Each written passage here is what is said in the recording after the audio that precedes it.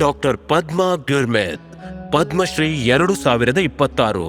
ಅಳೆಯುತ್ತಿರುವ ಪರಂಪರೆಯನ್ನು ಉಳಿಸಿ ಬೆಳೆಸಿದವರು.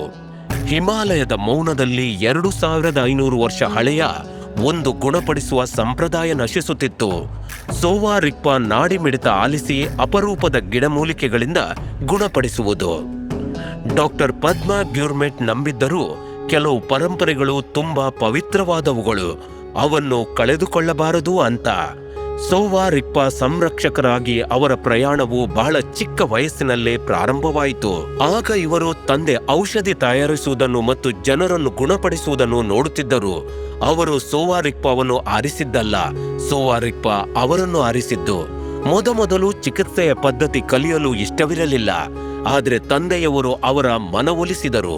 ಡಾಕ್ಟರ್ ಗ್ಯುರ್ಮೆತ್ ಅವರು ಈ ಚಿಕಿತ್ಸೆಯ ಪದ್ಧತಿಯನ್ನು ಪುನರುಜ್ಜೀವನಗೊಳಿಸಲು ಜೀವನವನ್ನು ಮುಡಿಪಾಗಿಟ್ಟರು. ಅವರು ಸೋವಾ ರಿಗ್ಪಾ ಕುರಿತು ಹಲವಾರು ಪುಸ್ತಕ ಬರೆದಿದ್ದಾರೆ, ಆದರೆ ಸಂಪ್ರದಾಯವನ್ನು ಸಂರಕ್ಷಿಸುವುದು ಸುಲಭವಲ್ಲ. ಆರಂಭದಲ್ಲಿ ಈ ವ್ಯವಸ್ಥೆಯನ್ನು ಪುನರುಜ್ಜೀವನಗೊಳಿಸುವುದು ಸಾಕಷ್ಟು ಸವಾಲಿನ ಕೆಲಸವಾಗಿತ್ತು. ನಮ್ಮದೇ ಜನರಿಗೆ ಇದು ಭಾರತೀಯ ಪರಂಪರೆ ಎಂದು ಮನವರಿಕೆ ಮಾಡಿಸುವುದು ಕಷ್ಟವಾಗಿತ್ತು. ಸೋವಾ ರಿಗ್ಪಾ ಯಾವುದೇ ವಿದ್ಯಾರ್ಥಿಗೆ ಕೊನೆಯ ಆಯ್ಕೆಯಾಗಿರುತ್ತಿತ್ತು. ವ್ಯವಸ್ಥೆಯು ಅಳಿಯುತ್ತಿತ್ತು. ಆದರೆ ಇವರು ಬಿಟ್ಟುಕೊಡಲಿಲ್ಲ. ಡಾಕ್ಟರ್ ಗ್ಯುರ್ಮೆತ್ ಅವರು ಸೋವಾ ರಿಗ್ಪಾ ಚಿಕಿತ್ಸೆ ನೀಡುವವರನ್ನು ಒಟ್ಟುಗೂಡಿಸಿದರು, ಹಲವಾರು ಸಮ್ಮೇಳನಗಳನ್ನು ಆಯೋಜಿಸಿದರು ಮತ್ತು ಹಳೆಯ ಸಾಹಿತ್ಯವನ್ನು ದಾಖಲಿಸಿದರು. ನಮ್ಮ ಗೌರವಾನ್ವಿತ ಪ್ರಧಾನಮಂತ್ರಿಯವರಿಗೆ ಇವರು ಮಾಡಿದ ಮನವಿಯ ಮೇರೆಗೆ ಲೇನಲ್ಲಿ ರಾಷ್ಟ್ರೀಯ ಸೋವಾ ರಿಗ್ಪಾ ಸಂಸ್ಥೆಯನ್ನು ಸ್ಥಾಪಿಸಲಾಯಿತು. ಆದರೆ ಹೋರಾಟ ಇಲ್ಲಿಗೆ ಮುಗಿಯಲಿಲ್ಲ.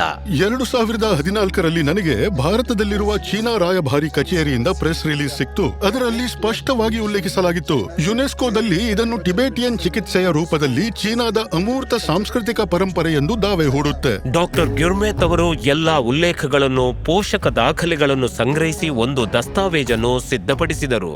ಈ ದೀರ್ಘ ಪ್ರಯಾಣದಲ್ಲಿ ಡಾಕ್ಟರ್ ಗ್ಯುರ್ಮೆತ್ ಅವರಿಗೆ ಅನೇಕ ಜನರು ಬೆಂಬಲ ನೀಡಿದರು.